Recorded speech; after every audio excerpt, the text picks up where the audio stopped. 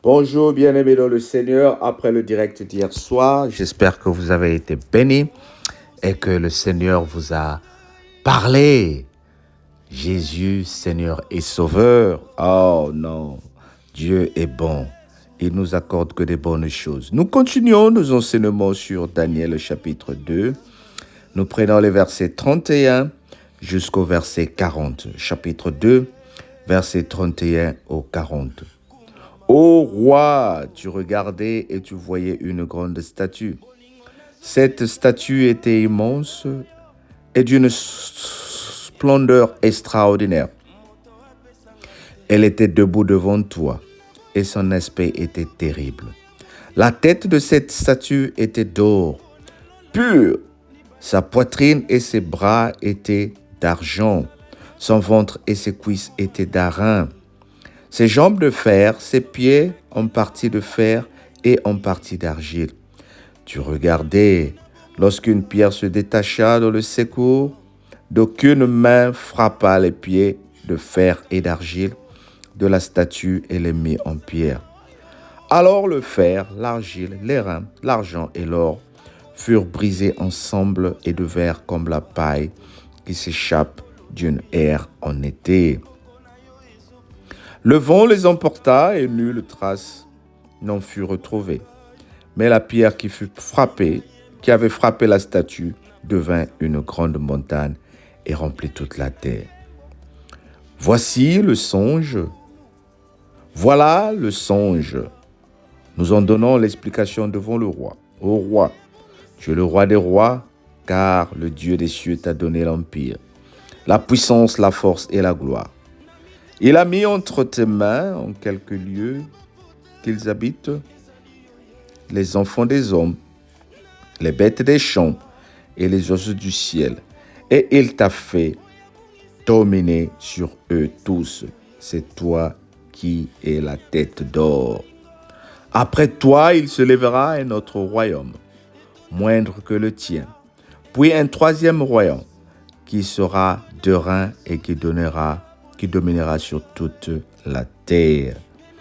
Moi, je pense qu'on va continuer au 40 jusqu'au 44 pour voir la signification du rêve. Il aura, le verset 40, il aura un quatrième royaume fort comme du fer, et même que le fer brisé et rompt tout. Il brisera et rompera tout, comme le fer qui met en tout pièces. Et comme tu as vu les pieds et les orteils en partie d'argile de Poitiers et en partie de fer, ce royaume sera divisé. Mais il aura en lieu quelque chose de force du fer, parce que tu as vu le fer mêlé avec l'argile. Et comme les doigts des pieds étaient en partie de fer et en partie d'argile, ce royaume sera en partie fort et en partie fragile.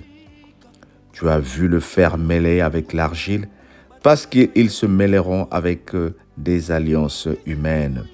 Mais ils ne seront point unis l'un à l'autre. De même que le fer ne s'allie point avec l'argile. Dans le temps de ce roi, le Dieu des cieux suscitera un royaume qui ne sera jamais détruit et qui ne passera point sous la domination d'un autre peuple.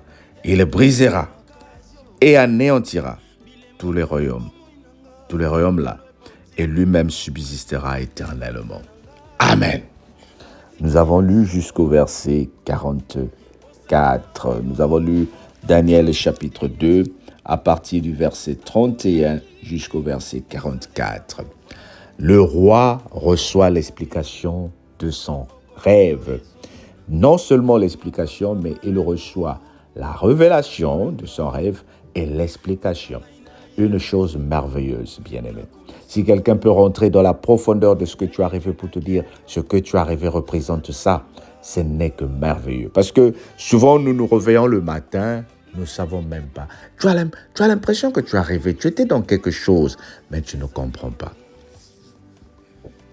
Mais Dieu, parce qu'il est bon, il a la puissance, il donne la capacité aux hommes, à certains choisis, à certains élus, de t'expliquer le rêve. Souvent, nous en avons cette grâce. Souvent, le Seigneur me donne la grâce d'expliquer les rêves, mais pas tout.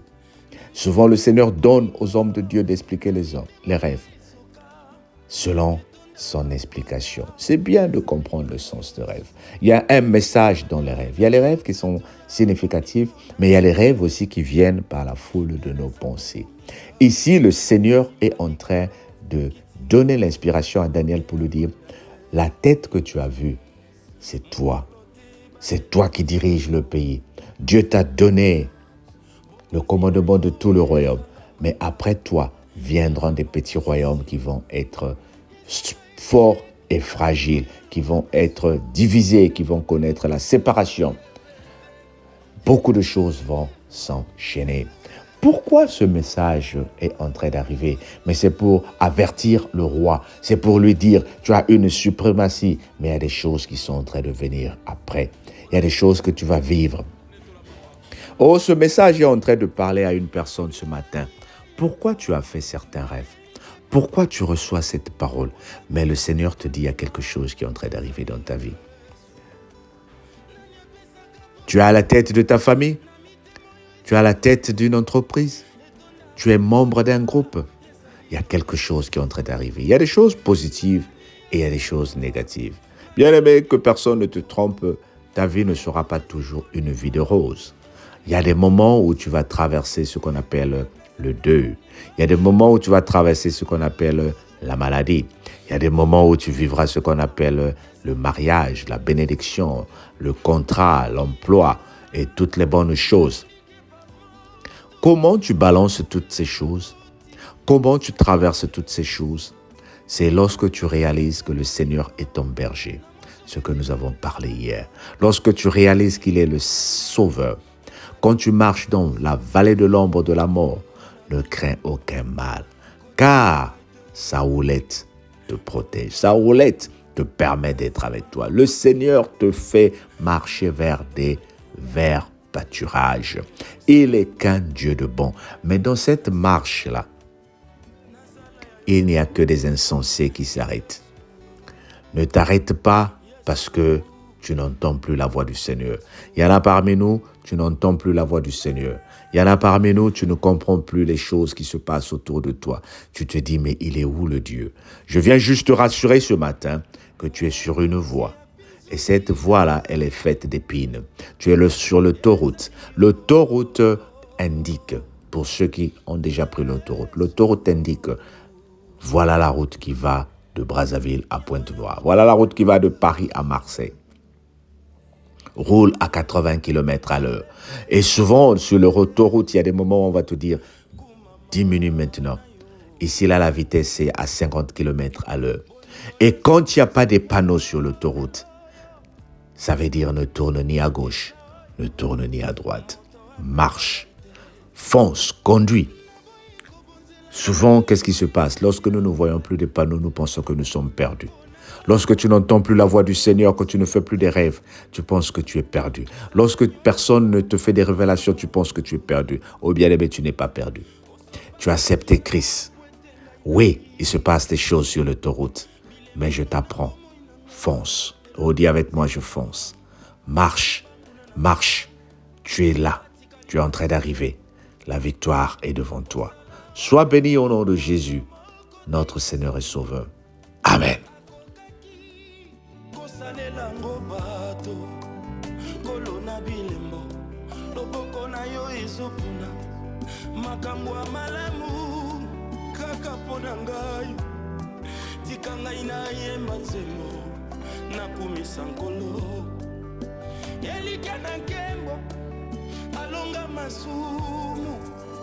Nani ayaka na elike bamoto oyebungisi kondima ezali yo Yesu nani apesaka bolingo na mitema oyo esoka etonda bapota ezali yo Yesu nani ayaka na elike bamoto oyebungisi kondima ezali yo Yesu nani apesaka bolingo na mitema oyo esoka etonda bapota ezali yo Yesu